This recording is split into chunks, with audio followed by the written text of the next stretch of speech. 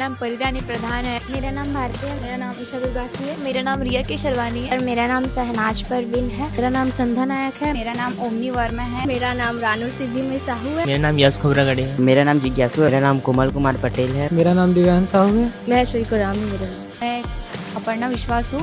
मेरा नाम Anshul Sharma.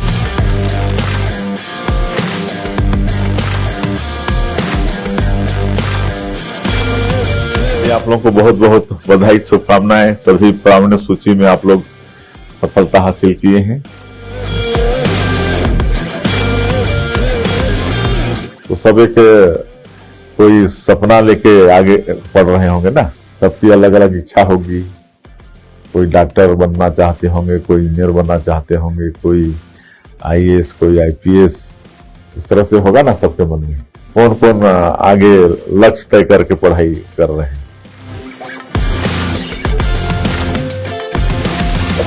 First of all very thank to our CM कि उन्होंने हमें यहाँ आमंत्रित किया। यहाँ आके हमें बहुत अच्छा लगा। उनके आवास को हमने विजिट किया, टूर लिया।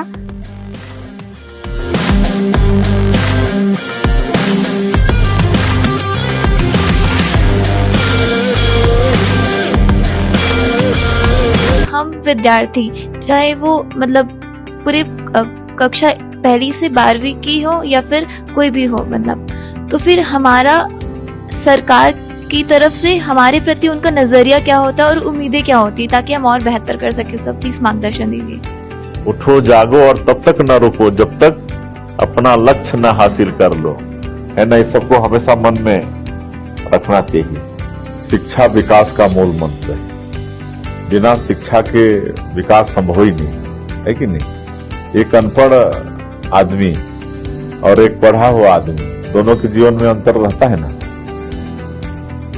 है कि नहीं। तो शिक्षा बहुत जरूरी है। आज तमाम तरह की सुविधाएं हैं, लेकिन उस युग में हम लोग पढ़े हैं ना। उस समय स्कूल घर काहे का होता था, कच्चा होता था। उस समय तो कुछ भी नहीं था ना, तब भी लोग पढ़ते थे। बहुत आप लोगों के पास अपॉर्चुनिटी है, सुविधा है, और ये उम्र लौट के नहीं आता है। इसलिए पढ़ाई में किसी भी तरह से मतलब कोताही नहीं करना चाहिए आप लोगों को। एक सपना लेके, एक लक्ष्य लेके, और काम कोई भी छोटा नहीं। जैसे पूरा साइकिल है, उसमें एक 10, 20, 50 पैसे का एक फालतू होता है, समझते हैं। अगर वो फालतू नहीं रहेगा तो वो चक्का में हवा रुकेगा ही नहीं। तो इसीलिए सबका अपने अपने जगह पर महत्व है। इसलिए एक लक्ष्य, एक सपना कि किस रूप में आप देश की सेवा करना चाहते हो, वो सोच के चलना चाहिए। और सफलता मिलती है जरूर परिश्रम करने से। जितने भी बड़े बड़े महापुरुष को लीजिए, आज हमारे एपीजे अब्दुल कलाम जो राष्ट्रपति हुए, जो मिसाइल मैन के नाम से विख्यात हुए, बड़े साइंटिस्ट हुए, वो क्या करते थे बचपन में। इतने गरीब परिवार के थे कि वो हॉकर का काम करते थे, पेपर पहुंचाते थे, और पढ़ लिख के वो साइंटिस्ट हो गए, राष्ट्रपति हो गए, मिसाइल मैन के नाम से विख्यात हो गए। सीएम सर को बहुत बहुत थैंक्स कहना चाहती हूँ, क्योंकि उन्होंने अपना बहुत ज्यादा कीमती वक्त हमें दिया, और उन्होंने हमारे कई सारे सवालों के जवाब भी दिए, अपना कुछ अपनी लाइफ का एक्सपीरियंस भी शेयर किया, जिससे हमें काफी कुछ सीखने को भी मिला। तो बहुत बहुत अच्छा था।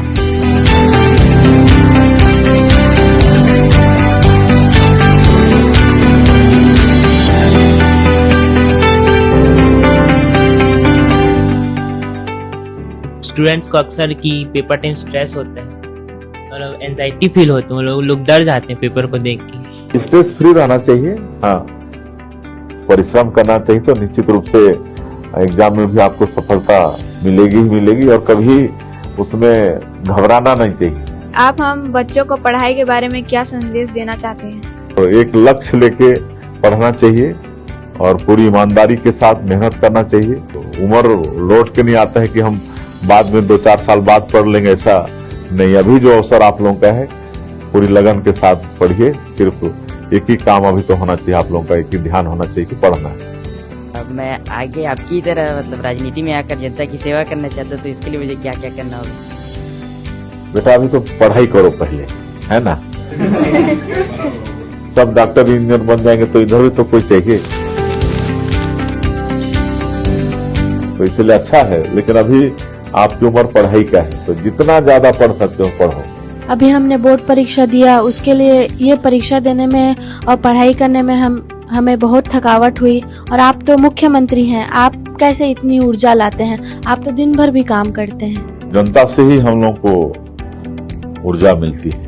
जैसे मोदी जी हैं, वो 24 घंटा में देश के लिए 18 घंटा काम करते हैं, खाली 6 घंटा उनका है। तो उसी तरह से हम लोग भी काम करते हैं और लोगों के बीच रहते हैं तो थकान महसूस ही नहीं होता है, उसी में व्यस्त रहते हैं।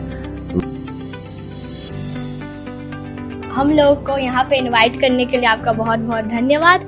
एक स्टूडेंट होने के नाते मेरा सवाल ये है कि आपका डे तो बहुत बिजी रहता होगा चीफ मिनिस्टर होने के नाते, तो आप अपना टाइम कैसे मैनेज करते हैं? जैसे एक घर का मुखिया होता है ना, बाप होता है, तो पूरे घर की उसको चिंता रहती है कि नहीं? हर बेटा बेटी उनके और भी परिवार में है, फिर साथ में खेती बाड़ी बिजनेस जो भी है सब चीज का चिंता करना पड़ता है। उसी तरह से मुख्यमंत्री का भी दायित्व है, प्रदेश का मुखिया का दायित्व होता है, तो प्रदेश में सब चीज ठीक ठाक चले ये चिंता करनी पड़ती है।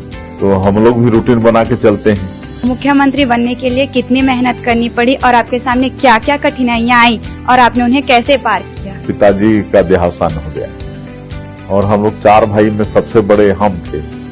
इस तरह से तो स्वाभाविक रूप से जिम्मेदारी हमारी आ गई। हम बचपन का मस्ती होता है ना, वो सब हम नहीं कर पाए कि हम सरपंच तक बनेंगे ऐसा नहीं सोचे थे।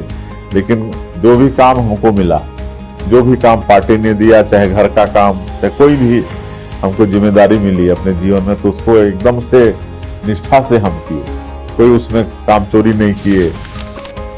बताए हमको कि कैसे उन्होंने कि कैसे हम लोग वो सीएम बने, कैसे उनका कार्यकाल रहा, कैसे वो पूरा योजना को चालू करके पूरा स्टेट को संभालते हैं, कैसे उन्होंने शिक्षा प्राप्त की, ये सब बताए हैं। तो हम लोग को एक प्रेरणा मिला जिससे हम लोग और अच्छे से पढ़ सकें।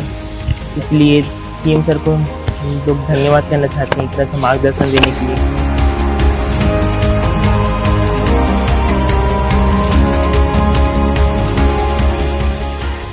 आप यदि मुख्यमंत्री नहीं होते तो देश की सेवा किस प्रकार करते? देखिए बेटा, कोई काम छोटा नहीं होता और सब काम देश के लिए जरूरी होता है। तो हम अगर आज पॉलिटिक्स में नहीं आते तो हम अच्छा खेतिहर होते और लोगों को भी अच्छा खेती करने सिखाते। मतलब हमको बहुत रुचि है खेती करने का, और जब हम विधायक नहीं बने थे तब हम हल भी चलाते थे। सुशासन तिहार जो हमारे छत्तीसगढ़ में आयोजित किया गया है, उसके बारे में जानकारी अर्जित करना चाहती हूँ। जनता हम लोग को अपना बहुमत